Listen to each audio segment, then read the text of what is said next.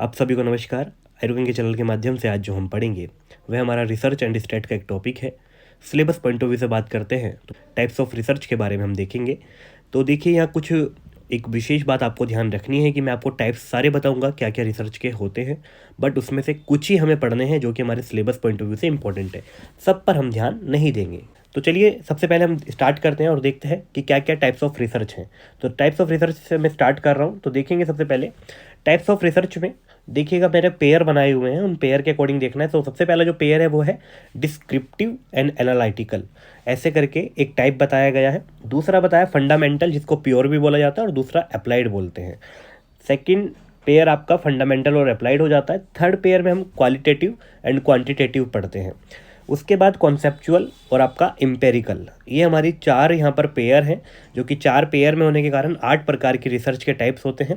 तो इनमें से अब हमें देखने कौन कौन से हैं। मुद्दा ये बनता है कि हमने याद कौन कौन से करने हैं। तो हमें जो याद करने हैं वो हमें देखना है फंडामेंटल और अप्लाइड के बारे में ध्यान रखना है, क्वालिटेटिव और क्वांटिटेटिव के बारे में बात करना है। ये हमारे लिए इम्पॉर्टेंट है। तो चलिए इनको हम देखेंगे कि कैसे कैसे इनके बारे में बताया गया है। उससे पहले एक छोटी सी चीज़ ये है कि आपने जो ये नाम पढ़े हैं, आपने डिस्क्रिप्टिव पढ़ा, एनालिटिकल पढ़ा, फंडामेंटल पढ़ा, अप्लाइड पढ़ा, इनको याद कैसे रखना है। तो देखिएगा इनको याद रखने के लिए ना एक छोटा सा फंडा नीचे लिखा हुआ है, दा फा क्यू क्यू सी। ठीक है, दा फा एक साथ याद रखना है, क्यू क्यू को एक साथ याद रखना है, सी को एक साथ में याद रखना है। ठीक है, तो दा से आपको, डी से आपको डिस्क्रिप्टिव, ए से आपको एनालिटिकल याद रखना है, दा। फिर फा से आपको फंडामेंटल और ए से अप्लाइड याद रखना है। क्यू क्यू क्वालिटेटिव और क्वांटिटेटिव आपको याद रखना है। सी ई से आपको कंसेप्चुअल और एम्पेरिकल आपको याद रखना है। इस तरीके से जो हमारे टाइप्स हैं वो हम आराम से याद कर लेंगे दाफा क्यू क्यू सी ई से। ठीक है, उसके बाद आगे स्टार्ट करते हैं। फंडामेंटल को देखेंगे कि फंडामेंटल कहती क्या है। तो देखिए फंडामेंटल रिसर्च जो है वो ये बोलती है, जिसको प्योर रिसर्च भी कहा जाता है, कहती है कि finding out new knowledge which has more less theoretical orientation. यानी कि आपको किसी को कोई चीज़ समझानी है तो उसके लिए क्या होता है कि कुछ ऐसे लोग होते हैं जो उस चीज़ को थोड़ी ही चीज़ों में समझ जाते हैं, बट कुछ लोग ऐसे होते हैं जो उस नॉलेज को नहीं समझ पाते थोड़ी बातों में, उनको आपको बहुत सारे एग्जाम्पल्स देने पड़ते हैं। तो आपको एक इस तरीके की रिसर्च करनी कि दोनों ही कैटेगरी के लोग क्या हो, उस चीज़ से आराम से चीज़ों को अंडरस्टैंड कर जाएं, तो उसको बोलते हैं फंडामेंटल या फिर प्योर रिसर्च। जैसे कि अब इसमें मैं आपको देखूँ तो नवाया स्लोह, जब हम नवाया स्लोह की बात करते हैं तो आपको पता है कि नवाया स्लोह एक तरीके का फॉर्मुलेशन है जो कि यूज़ होता है पांडुरोग अधिकार में। बट उसके अंदर होता क्या क्या है, तो उसके अंदर त्रिफला, त्रिकटु और त्रिमद उसके अंतर्गत होते हैं। तो त्रिफला, त्रिमद, त्रिकटु जब एक साथ में मिला दिए जाते हैं तो आपस में क्या मिल जाता है, नवाया स्लोह बन जाता है। या फिर हम कहते हैं कि नवाया स्लोह होता क्या है, तो एक तरीके का योग होता है जिसमें कि आपके त्रिकटु, त्रिफला और त्रिमद एक साथ में होते हैं। तो इससे क्या होता है कि दोनों ही कैटेगरी से हम लोग समझ जाते हैं कि जब कभी हम नवाया स्लोह बोलेंगे तो उससे हमें पता लग जाएगा कि इसके अंदर त्रिफला, त्रिकटु और त्रिमद है, और जब कभी हम त्रिफला, त्रिकटु और त्रिमद को एक साथ बोलेंगे हम समझ जाएंगे कि नवाया स्लोह के बारे में बात हुई है। उसके बाद अब बात करते हैं अप्लाइड रिसर्च के बारे में। अप्लाइड रिसर्च कहती है finding a solution for a immediate problem. कोई अभी घटना घटी है, उसके लिए आपको एक तुरंत एक डिसीजन पे पहुंचना है, एक रिजल्ट को फाइंड करना है, एक कंक्लूजन पे आना है, तो उसके लिए आपको एक रिसर्च यूज़ होनी होती है, एक रिसर्च करनी होती है, जिसको अप्लाइड रिसर्च बोलते हैं।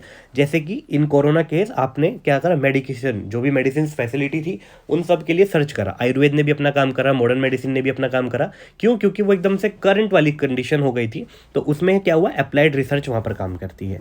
आगे बढ़ते हैं और अब बात करेंगे अप्लाइड रिसर्च जो आपकी है, उसमें कुछ स्टेप्स होते हैं, कैसे उस स्टेप्स को याद रखना है कि वो रिसर्च आपको करनी कैसे है। तो देखेंगे, आपको लिखना है, ध्यान रखना है, पहले एसपी है दीदी अनाड़ी, एसपी है दीदी अनाड़ी, ऐसे आपको याद रखना है। एसपी है दीदी अनाड़ी, मतलब कि एक लड़का अपनी बहन को बोल रहा है कि जो एसपी है वो अनाड़ी है, तो एसपी है दीदी अनाड़ी आपको इसी सीक्वेंस में याद रखना है। कैसे याद रखना है, तो देखिए एसपी से आपको सिलेक्शन ऑफ प्रॉब्लम याद रखना है। सबसे पहले जिसके लिए आपको रिसर्च करनी है उस प्रॉब्लम को सिलेक्ट करना है। फिर आपको उसकी एच से आपको हाइपोथेसिस, हाइपोथेसिस का मतलब होता है उसकी आप परिकल्पना करेंगे कि अब हम इसको छुटकारा कैसे पाया जाए।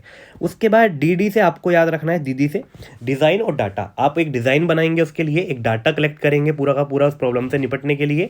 फिर आप उस डाटा के बेसिस पर उसका एनालिसिस करेंगे और वहाँ पर लास्ट में उसका कंक्लूजन देंगे कि अब हमने ये यहाँ पर तैयार करा है इस चीज़ के लिए।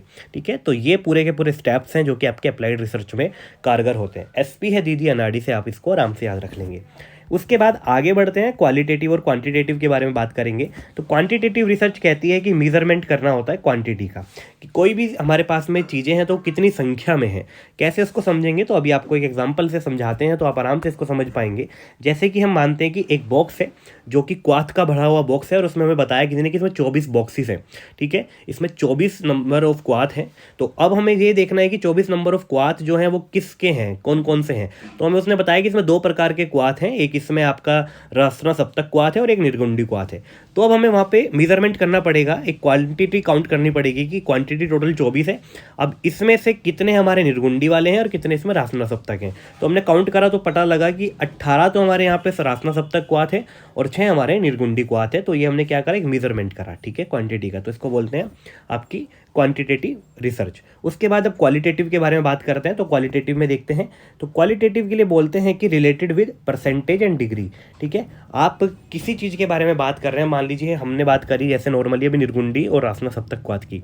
अब मैं आपसे कहूँ कि निर्गुंडी क्वाथ के अंदर कितने % निर्गुंडी है, तो वो आपकी हो जाती है क्वालिटी कि इसके अंदर कितनी क्वालिटी है। क्योंकि दूध पापेश्वर है वो मान लीजिए 50% निर्गुंडी के साथ देता है, डाबर जो है वो 40% के साथ देता है, ऐसे बहुत सारे अपने हैं। तो वो अपनी क्वालिटी रखते हैं कि इतनी क्वालिटी के साथ में हम ये चीज़ दे रहे हैं। तो उस चीज़ को वो आप जो मतलब आइडेंटिफाई करेंगे उसको क्वालिटेटिव रिसर्च कहते हैं। इसका एग्जांपल हमने दिया हुआ है, जैसे कि कम्पिल्लक में एक 100 ग्राम कम्पिल्लक आपने लिया और उसमें देखा जा रहा है, उसको जांच किया जा रहा है, तो उसमें जो प्योर मिलता है वो 80% मिलता है, और जो 20% उसमें के अंदर होता है वो क्या होता है, आपका स्टिका चूर्ण होता है, ठीक है। तो ये इस तरीके से हम यहाँ पर जानते हैं कि क्वालिटेटिव क्या है और क्वान्टिटेटिव क्या है। उसके बाद आगे बढ़ रहे हैं और कुछ अदर रिसर्च के बारे में, मेन जो रिसर्च थी वो हमने देख ली, कुछ और रिसर्च हैं जिनके बारे में पूछते हैं, तो उनके बारे में अदर रिसर्च के अंदर देखेंगे उनको। तो सबसे पहले आती है मिक्स्ड। तो मिक्स्ड में आता है क्वालिटेटिव और क्वांटिटेटिव जब साथ में लेकर एक किसी कंक्लूजन पे पहुंचा जाए, ठीक है, किसी भी कंक्लूजन पे पहुंचा जाए। कैसे कंक्लूजन पे पहुंचा जाएगा, available for research assessment of attitude, opinion और बिहेवियर, किसी के बिहेवियर को, ओपिनियन को और किसी भी प्रकार के असेसमेंट को करने के लिए आपको जिस रिसर्च का यूज़ करना पड़ता है वो आपकी होती है मिक्स्ड, ठीक है, जिसमें क्वालिटेटिव और क्वांटिटेटिव साथ में होती है, ठीक है। इसका एग्जांपल जैसे कि मैंने आपको क्वालिटेटिव में बताया था कि इसमें 24 क्वाथ हैं, अब इसमें से कितने आपके कौन से हैं वो आप अगर आइडेंटिफाई कर रहे हैं तो एक तरीके से आपने वहाँ क्वांटिटी भी देख ली और क्वालिटी भी देख ली कि क्वालिटी में कौन से हमारे कौन सी क्वालिटी वाले हैं, ठीक है। तो इस तरीके से हम वहाँ पर उसको एग्जाम्पल को ले सकते हैं।